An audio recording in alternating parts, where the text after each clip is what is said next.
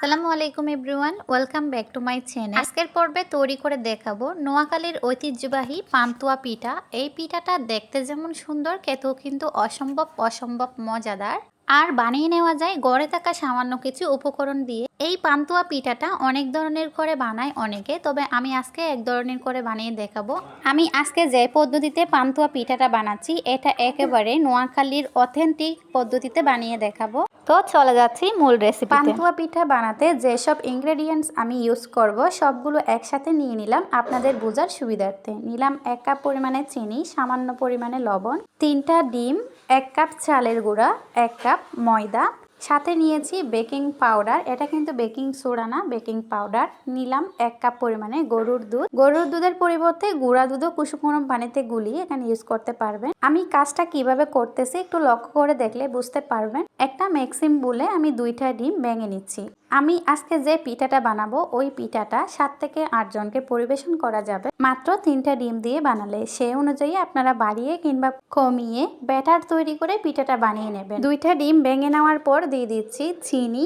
আমি আজকে যে মেজারমেন্টে পিঠাটা বানিয়ে দেখাচ্ছি এই মেজারমেন্টটা ঠিক রেখে কিন্তু বানালে আপনাদের পিঠাও পারফেক্টলি রেডি হয়ে যাবে। দিচ্ছি 1 চিমটি পরিমাণে লবণ। এবার চিনি আর ডিমটাকে ফেটিয়ে নিতে হবে যতক্ষণ না পর্যন্ত সম্পূর্ণ চিনিটা গলে যাচ্ছে। পান্তুয়া পিঠার ব্যাটারটা পারফেক্টলি করতে আপনারা এরকম হ্যান্ড উইচের সাহায্যে পেটিয়ে নিতে পারেন। অনেকে কিন্তু হাত দিয়ে পেটানোর কাজটা করে, সেক্ষেত্রে কিন্তু দানা দানা থেকে যায়। সম্পূর্ণ ডিমের মিশ্রণটা গলিয়ে নিয়ে এখন দিয়ে দিচ্ছি ময়দা কিছুটা রেখে, সেই সাথে চালের গুঁড়িটাও দিয়ে দিচ্ছি কিছু পরিমাণে রেখে। আমি পাস্টে দেখতেছি 2টা ডিমের ব্যাটারে কতটুকু পরিমাণে ময়দা আর চালের গুঁড়ো প্রয়োজন হচ্ছে। আমার একেবারে আন্দাজ ঠিক আছে, 1 কাপ পরিমাণে নিলেই কিন্তু পারফেক্টলি রেডি। এখন দিয়ে দিচ্ছি 1 টেবিল চামচ বেকিং পাউডার। এবার ব্যাটারের সাথে আমি মিশ্রণটাকে গুলিয়ে নিচ্ছি। ডিমের মিশ্রণের সাথে ময়দা আর চালের গুঁড়াটা যখন মিশাবেন একটু পরে বুঝতে পারবেন আপনার কতটুকু পরিমাণে লিকুইড দুধের প্রয়োজন হবে। আমি পাঁচটা অল্প পরিমাণে দুধ দিয়ে দেখতেছি কতটা পারফেক্ট হচ্ছে ব্যাটারটা। পান্তুয়া পিঠার ব্যাটারটা তৈরি করতে আমার সম্পূর্ণ দুধটুকু লেগেছে, আপনাদের একটু কম কিংবা বেশিও লাগতে পারে, চালের গুঁড়োর উপর ডিপেন্ড করে। পান্তুয়া পিঠার ব্যাটারটা ঠিক তেমনই হবে যেমন আমরা বেগুনি বানানোর জন্য বেসনের ব্যাটার তৈরি করি। একটা আঙ্গুল চুবালে যখন দেখবেন আঙ্গুলটা ডিপ হয়ে আছে ঠিক তখনই বুঝে নেবেন আপনার পান্তুয়া পিঠার ব্যাটারটা একেবারে রেডি। রেশিওটা ঠিক এরকমই হবে। পাঁচটা একটা প্যান বসিয়ে দিয়ে পরিমাণ মতো তেল দিয়ে বাকি যে ডিমটা ছিল এটাকে আমি ডিম পোচের মতো করে ভেজে নিচ্ছি। মূলত এই ডিমটা দিয়ে কিন্তু আজকের পান্তুয়া পিঠার শেপটা দেব আমি।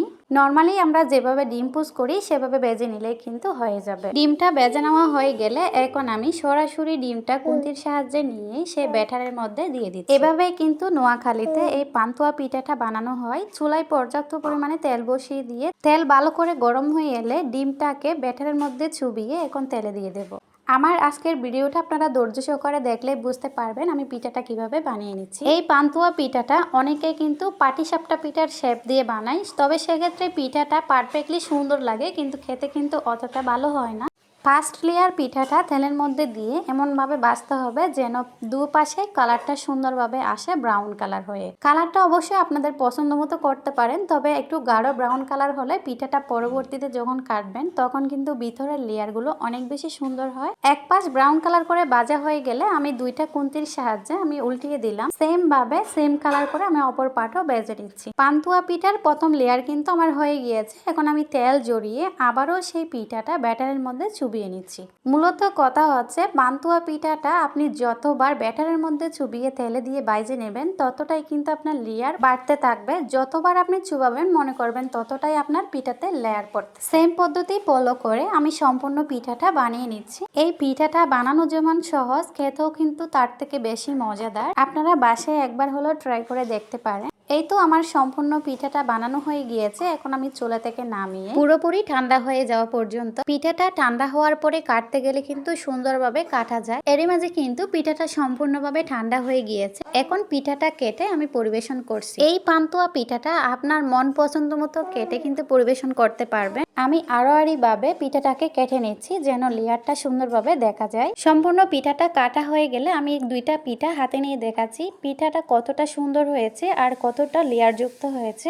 এক কথায় আমি যতবার ব্যাটারে চুবিয়ে পিঠাটা বেজে নিয়েছি ততটাই কিন্তু লেয়ার পড়ছে। কেকের চেয়েও কিন্তু দারুণ হয় এই পিঠাটা খেতে। আপনারা দেখে নিশ্চয়ই বুঝতে পারছেন আজকের পান্তুয়া পিঠাটা কতটা পারফেক্ট হয়েছে। এভরিওয়ান, আমার আজকের নোয়াখালীর ঐতিহ্যবাহী পান্তুয়া পিঠার রেসিপিটা কেমন হয়েছে কমেন্ট সেকশনে জানাবেন। আজকের মতো এখানেই বিদায় নিচ্ছি, চলে আসবো নতুন কোনো রেসিপি নিয়ে। সে পর্যন্ত ভালো থাকবেন সবাই, আল্লাহ হাফেজ।